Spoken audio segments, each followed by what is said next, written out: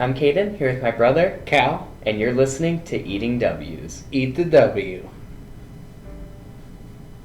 That's a W. Let's eat one. Let's eat one. That's a W. Welcome back to Eating W's, and looking around, you probably have maybe two big questions. First of all, why was there no episode last week? And second of all, where are we right now? We're in a new location, and those can both pretty simply be answered by Callan here. Actually had a pretty big house fire. His house was a total loss. That thing got wiped out by the fire. It's a little bit of a woodland mansion, so sucky situation there, but that is why we had no episode last week and why we will be here. This is my house now for at least a little bit. We're hoping to kind of get a studio set up in my basement, but until that actually happens, we'll be right here in the beautiful dining room. Yep. So, and another reason we didn't have an episode last week is, man, there was just no real news that happened, or I should say 2 weeks ago when no real news happened. But luckily this prior week and even up to today, we had some pretty good news. Two relatively big time trades in my opinion. So we will jump straight into those, starting with Baker Mayfield being traded from the Cleveland Browns to the Carolina Panthers. And in return, the Browns get a 5th round pick, which is a conditional 4th round pick if Baker plays 75% of the starting snaps throughout the regular season there in Carolina. So pretty good steal for the Carolina Panthers, and now they ironically have two 2018 quarterbacks, two top 3 2018 quarterbacks, considering Baker went 1st overall and Sam Darnold went 3rd overall in the 2018 draft. So that's a little ironic there. So that's going to be a super fun QB competition to watch there in Carolina. And the Browns kind of dug their own grave a little bit, if you want to be completely honest, the way they kind of treated Baker. And then now all the stuff with Deshaun Watson happening and him probably getting suspended. So now it's pretty likely Jacoby Brissett's going to be their starter going forward. So we'll see if Brisket, as Callan likes to call him, can do well there in Cleveland, maybe barbecue up a little bit in Cleveland. But great pickup for the Panthers in my opinion. Yeah, I think so too. I mean, they didn't seem to like what they were going with Sam Darnold, so they originally said they didn't want Baker Mayfield, and Baker Mayfield said that he didn't want to be in Carolina, but I read between the lines there. That just means that they wanted each other, and I'm not surprised that the deal got worked out. Callan called it when that first kind of came out and during our QB episode that it was just a little bit of high school drama going on and there's going to be a deal made, and you got it right. And God, I'm really excited to see what Baker can do with some new scenery, because he got screwed over there in Cleveland. Yeah, he played that whole season. He fought through an injury on his right throwing shoulder, a throwing arm shoulder injury, and he fought through it and definitely didn't have a good season by any means, but didn't really have a bad season. It was just very mediocre. But considering the situation and the circumstances he was in, I'd say it was a pretty damn good season. I mean, I couldn't imagine having a torn shoulder and trying to throw that football. Yeah, shoulder labrum? Something like that, yeah. So just insane that he was able to play at all, let alone put up half decent numbers. So good for Baker. I hope he heals up, and I hope he has a pretty damn good season there in Carolina. And now moving on to the second trade, which just happened, Just a couple hours ago. The New England Patriots are trading wide receiver N'Keal. I can never remember if the K or N goes first. Trading wide receiver N'Keal Harry to the Chicago Bears and only getting a 7th round pick in return. So, they were trying to get rid of him and couldn't really find any partners, so they clearly had to settle considering they only got a 7th. And if you look at the Bears wide receiver room, it's not doing too hot. So that's a pretty damn good pickup for the Bears. And just for giving up a 7th round pick, I mean, I think if anything, the Patriots should just cut him rather than going through the trade for a 7th round pick. But at the end of the day, N'Keal Harry is now a Bear. So. Yeah, the Pats like their picks, though. They like to stockpile their draft picks. So That's I'm true. not surprised that they held on to him until they could get him traded. But this is a good trade. This is good upside for Chicago. Oh, easily. They don't have a real big star in that wide receiver room. So N'Keal Harry gets a fresh start, that change of scenery cliche. We'll see if it works out for him. Yep, it'll be interesting to see how that all works out. So now moving on to kind of our talking point for this video, we actually have a really fun one that I was excited for. Now I totally kind of came up with this on my own, so it might be a little clunky or a little dumb, but nevertheless I'm really excited for it. And kind of the reason I thought of this is because they always say that you should give a draft pick 5 years before you can really say whether they were a bust, good pick, bad pick, all that kind of stuff. You should give them 5 years to develop, and whatever they're doing in 5 years is kind of, now you're able to judge where if they were picked in a good spot or if they should have been picked later or earlier.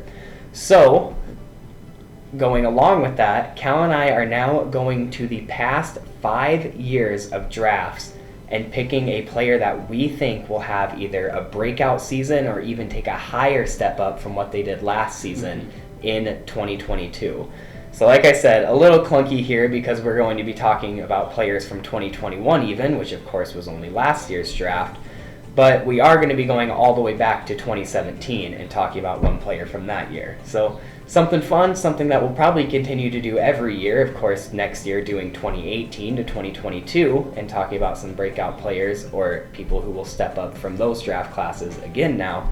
But for now, I just thought it was a fun topic to talk about. So we'll jump right into it with the 2017 draft class. Yep, and so for my player that I think is going to break out from this 2017 class is a recently signed player to the Buffalo Bills, and that's tight end O.J. Howard, where, I mean, finally, Buffalo gets a tight end one, where they were a team that desperately needed an upgrade at both talent and depth, and I think O.J. Howard brings that to Buffalo, and then with a quarterback like Josh Allen, who's sure to get him the ball, I think that O.J. Howard is going to have a career year and be a breakout candidate this year. Certainly. I mean, you've seen what they can do with guys like Dawson Knox, so imagine what they can do with a little more of a developed talent like O.J. Howard. That should be an exciting thing to see. And for my 2017 breakout player, I got one that was a pretty easy pick for me and somebody I've talked about before. I have Marlon Mack, the new Houston Texans running back. He was drafted in round 4, pick 31, so pretty late in the 4th round of the 2017 draft. And he will finally be getting primary reps, and that's pretty much exactly why I think he's going to have a breakout. I think he's a guy who could be a primary back in the NFL, and he's always been stuck behind someone else and been that kind of piece in an offense rather than an offense built around him a little bit more, which with the lower star power you have there in Houston, they could easily kind of build this offense around him, and I think he'll be able to take that workload. And I could see Marlon Mack really breaking out and having a good season now that he will be the number 1 running back. Yeah, you know, he had a chance to break out before they drafted JT in Indianapolis. He was the starting running back, so he was poised for a breakout year a couple years ago and then kind of got derailed and sidetracked. But now in Houston, he gets another fresh start in there, and I think that'll be good for him. Certainly. So now we'll jump to the 2018 draft class. For my 2018 player, it's someone we just talked about, and it's Baker Mayfield. I mean, this guy is now healthy, repaired shoulder. He's got a chip on his shoulder, no pun intended there. And, I mean, he's going to go, and now he gets a fresh start in Carolina. He's going to have a solid offensive line, a great running game with Christian McCaffrey. Not that he didn't in Cleveland, but this is a different kind of running game. Kind of running back. In Carolina. And with receivers like DJ Moore, who's also poised to break out, that's going to be a big, big thing, because I don't know if he played with someone like DJ Moore in Cleveland at all. No, I don't think he ever really had a versatile guy like Moore. I totally agree. And as I already mentioned, I'm kind of rooting for Baker, so I hope he does well. For my 2018 pick, I have none other than former Packer Marquez Valdez-Scantling, who is now a wide receiver on the Chiefs. Now, in 2018, he was taken with the last pick of the 5th round, so he's kind of a later guy in the draft. And he did decent in Green Bay for sure, but he was never really given the opportunity to really get a lot of looks, with guys like Devontae Adams kind of taking all those looks up, being that overwhelmingly primary receiver, I'll call him, where he is the main guy in that offense. And now he's going somewhere in Kansas City where there isn't really that true overwhelming number 1. Now, Juju, of course, is probably the number 1 for now, But aside from Juju, all you got is really like Mecole Hardman and that rookie they drafted, Sky Moore out of Wyoming. So this is really Western Michigan, Yeah. correct. I just remembered the brown. Just remembered the brown and gold. Can't remember exactly where.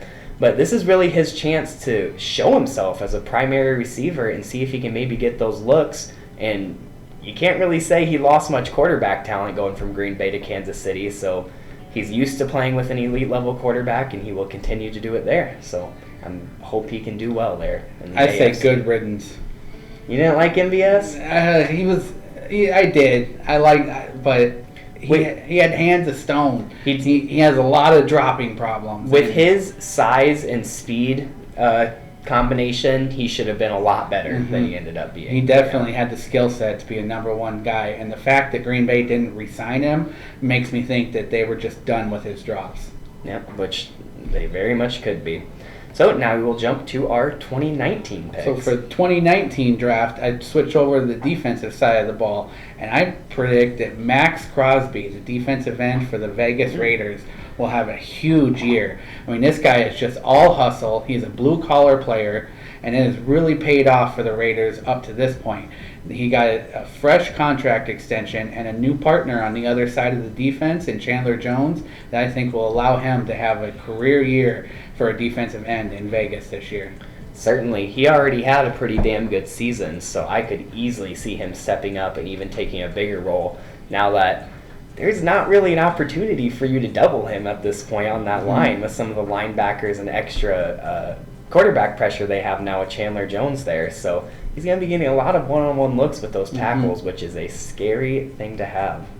So I'm going to be a little bit of a homer with this pick, and I'm going to go with Vikings center Garrett Bradbury. Now, I like going with my offensive lineman. Got to respect that offensive line. Bradbury was taken with the 18th overall pick in the first round of the 2019 draft, and I was really excited when we first got him. He was easily one of the top center prospects from that year. He was a little undersized, but he kind of made up for it with some athleticism. But he just has not proved himself. Ever since he started for us, I just don't really like how he's been playing. He's got a really poor anchor in the pass game. He gets easily overpowered by some of those bigger defensive tackles in the run game. But I think there is hope for Garrett Bradbury because the Vikings, of course, now have a whole new regime with Kwesi at the GM and Kevin O'Connell at head coach, of course, if I can remember his name and not blank on it. But so we're going to have a whole new style offense. And the Rams, Kevin O'Connell, who used to be on the Rams and the Rams in general, have already had a good track record with smaller athletic centers because last year they turned Brian Allen into a pretty damn good starter on the offensive line there in Los Angeles. So Brian Allen and Garrett Bradbury are relatively similar in my opinion. So I'm really hoping that they can kind of turn Bradbury and build an offense around his skill set a little more. And hopefully, for my sake at least, and the Vikings' sake, he steps up and plays a little better in 2022. Yeah, I always thought he was going to be replaced. I thought that they were going to draft Tyler Linderbaum and move on from Garrett Bradbury, but they did not draft any center. They did not draft any center, so they're sticking with him for another year. And I don't know. I heard that what his issue is that he has sweaty hands. Yeah. Isn't that what? Well, he doesn't really miss snaps. He's pretty consistent with the snaps. He just gets destroyed in the blocking. Yeah. He just loses a lot, too. Primarily bigger defensive tackles. I think it's more of a strength problem than anything. Because I noticed when he goes against smaller, quick guys, he actually does pretty damn well. And then when he gets against those bigger guys in the run game, he just kind of gets pushed back into the lap. So you can't have that happening. Got to add some size to him. It's a nut up or shut up year. I think if he does even only decent in this year, I think he's really going to have to step up to keep a role there on the Vikings offensive line. So now we will jump to the 2022 draft class. The 2022 draft? Did I say 2022? We'll go with the 2020 draft class. We'll go with the 2020 draft. That's a good idea. And my player, now it's my turn to be the homer. Because for my player out of 2020, it's the quad father himself, A.J. Dillon. I mean, this guy had a career year last year. He is just pound the rock kind of guy. He fits in Green Bay's system perfectly, and I truly predict that this year he will take reins of that starting role and have an even better year and improve on his numbers from last year and have an even better year this year. Ooh, the prediction that he becomes the starter. I like it. We kind of talked about that in our running back episode a few weeks back, so I like that because I totally agree. Even as a Vikings fan, I find it really hard not to root for A.J. Dillon. I have no idea why. I think it's just because I love his bruiser run style. Of course, all the school style, all the stuff with his quads is so funny. He has giant quads, probably just as big, if not bigger, than Saquon Barkley's, which is saying something. So like I said, even as a Vikings fan, I wouldn't mind it to see A.J. Dillon have a pretty damn good year. So I'm actually going to keep it in the NFC North with you and go with my first defensive player. And everyone loves a good redemption story, a good comeback story. So I'm going to go with Lions cornerback Jeff Okudah, who was picked with the 3rd overall pick in 2022. Pretty sure the highest corner ever picked, maybe tied. I can't remember exactly where. I know Dion went really high, but I think he might be the highest overall selected corner. I think he might be the highest overall selected corner ever. And man, he did not play like it. You got to be honest here. He has only ever struggled or been injured, and that has pretty much been the story of his career. Don't get me wrong, he's definitely shown flashes because, of course, with the skill level he had being picked 3rd overall, it was definitely a reach, but it wasn't insane for the Lions to do. So anyone with that much talent coming out of college is going to show flashes. But he has not been able to string together anything more than flashes. But now you look at him this year, they've kind of picked up some free agents. They've had other guys step up, like, I'm not even going to try to pronounce his name, but the other corner they have there in Detroit that stepped up pretty well, Amari Awuzie. I get him and Cheeto Bay mixed up all the time in the last name. He's got a crazy name, though, but they have a corner that can go on the other side of him and play well there in Detroit now. They've been working on the defensive line and getting some pressure by taking guys like Aiden Hutchinson. They're going to have a little more of an explosive offense, which is going to be forcing other teams to pass a little bit and give Jeff Okudah a chance to really show himself more. So I am rooting for Jeff Okudah to have a breakout season because when you get picked 3rd overall and you've played like Jeff Okudah has, you just hate to see it. You really do. So I'm hoping he can at least kind of step up and be a role player in that defense at the bare minimum. I know Detroit really expected him to be that lockdown corner and kind of be a franchise player over there, and he has not lived up to expectations. He has been owned by quarterbacks like Aaron Rodgers, who really know the game, and I think the game just kind of moves too fast for him. So maybe this year it can slow down for him and he can have a little bit better year. I agree. I'm finding the one guy's name. Where is it here? I'll pop it up on screen too. Oh, it's Amani. Sorry, no R. Amani Oruwariye, maybe? Oruwariye. I'll pop it up on screen so you guys can look at it too. But man, he's done a lot better than Okudah. He's really stepped up and played really well last year, and he has done better than Okudah. But that's what I'm saying. Maybe if the pressure gets taken off Okudah a little bit to not be their entire secondary, he'll be able to play a little better. So now we will jump to our final year of 2021. So for the 2021, the most recent draft, the second most recent draft, I got Micah Parsons, and I've been talking about this guy for, I think, the whole time we've been doing the show. This guy he can play anywhere on the field defensively. He might be able to play anywhere on the field offensively, quite honestly. This guy's a freak. I mean, he had an excellent rookie year and finished it up with Defensive Rookie of the Year honor. Actually got Defensive Player of the Year honors, which I can't remember the last time a player got Defensive Rookie and Player of the Year. I think Lawrence Taylor did. I thought Watt won Player of the Year.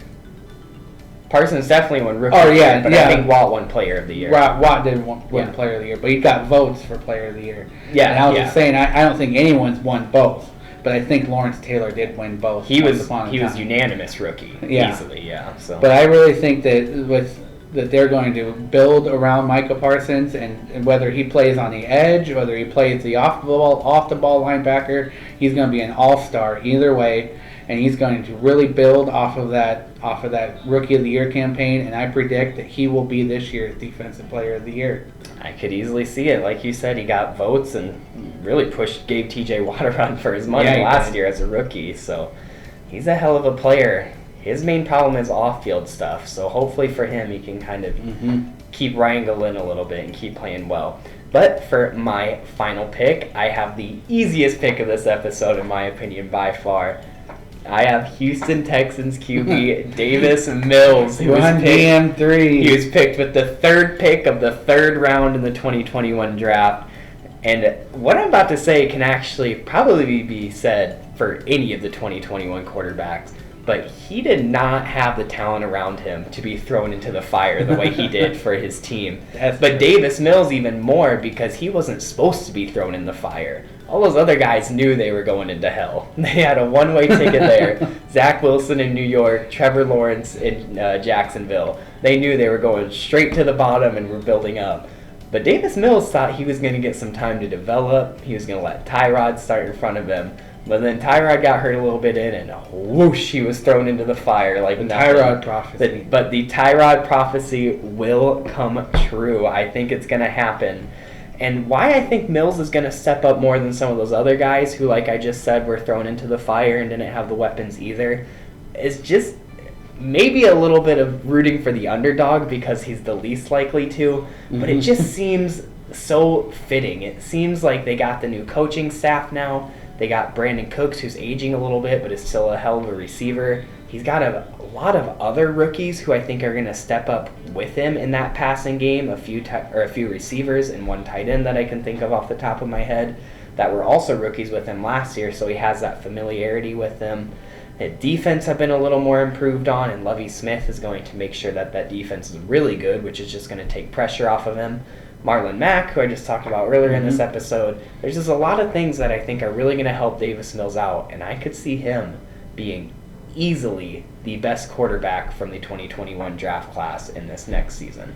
I agree with that. He definitely could be. I mean, he showed flashes and signs of it for as bad as that team was to be able to lead them to a couple victories. And I think that if he had come out in this year's draft class, he might have been the first quarterback picked this year. Comfortably.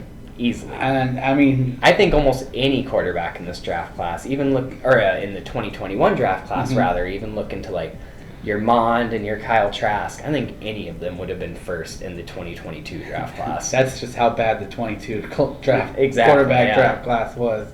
Certainly.